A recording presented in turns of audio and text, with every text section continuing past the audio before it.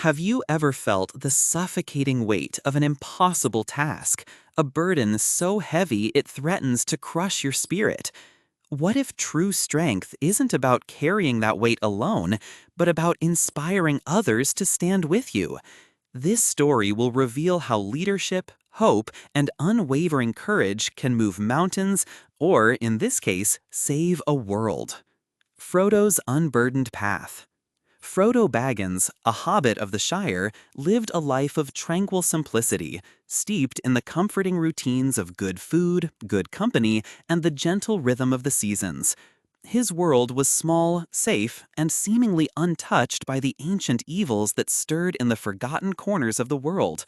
He was a creature of habit, more inclined to a second breakfast than to grand adventures, and utterly unprepared for the cataclysmic shift that would thrust him onto the stage of a world-ending conflict. His quiet existence was shattered by the revelation of a terrible secret.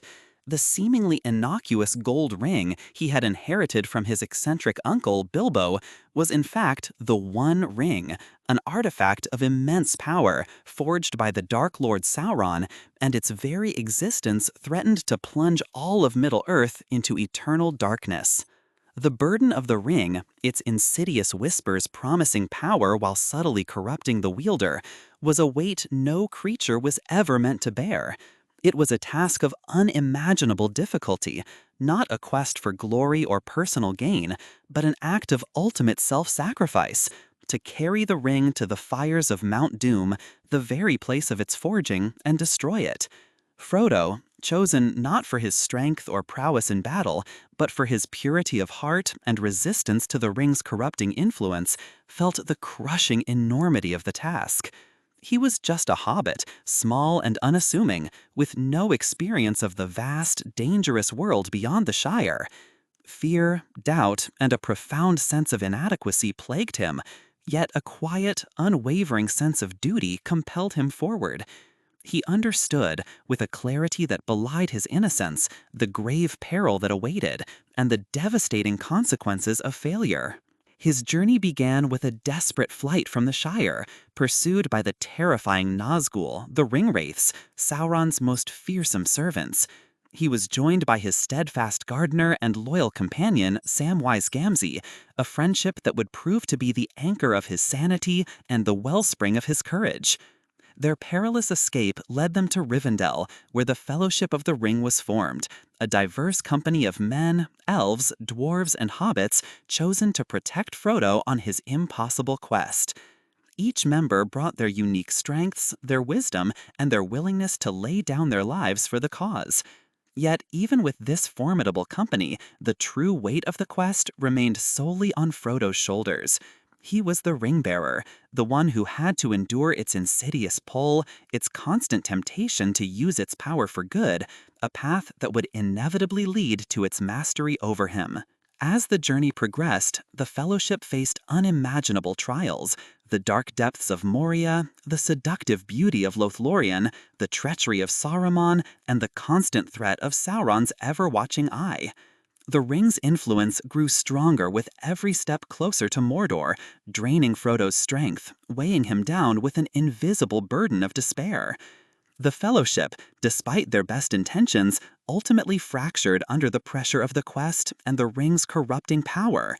Frodo, realizing that the ring's influence was too great for even the noblest hearts, made the agonizing decision to continue alone, accompanied only by Sam. Their path led them through treacherous landscapes shadowed by constant danger, starved and exhausted, yet driven by an inner fortitude that transcended physical limits. Sam's unwavering loyalty, his simple goodness, and his refusal to abandon his master were the constant flicker of light in Frodo's darkening world. He carried Frodo when his strength failed, protected him from unseen dangers, and reminded him of the beauty that still existed in the world they fought to save. The final ascent to Mount Doom was an agonizing crawl through a desolate, fiery wasteland, the ring's power almost unbearable. Frodo, depleted, despairing, and almost entirely consumed by the ring, finally stood at the precipice of the cracks of doom. But in that ultimate moment, after enduring so much, the ring's power overwhelmed him, and he claimed it for his own. It seemed all was lost, the vast heroic journey ending in tragic failure. Yet, in a twist of cruel fate and unexpected intervention, Gollum, the wretched creature driven mad by his own obsession with the ring, appeared. In a desperate struggle, Gollum bit the ring from Frodo's finger, stumbling and falling into the fiery abyss, taking the one ring with him.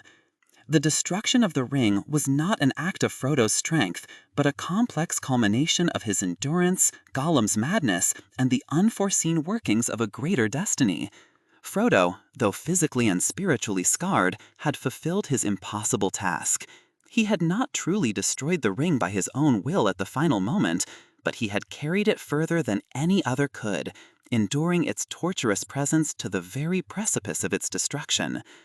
His journey, marked by immense suffering and an almost overwhelming weight, served as a testament to the quiet strength found in unwavering purpose, the profound power of companionship, and the idea that true heroism often lies not in mighty deeds, but in enduring the unendurable, even when the final victory comes from unexpected forces.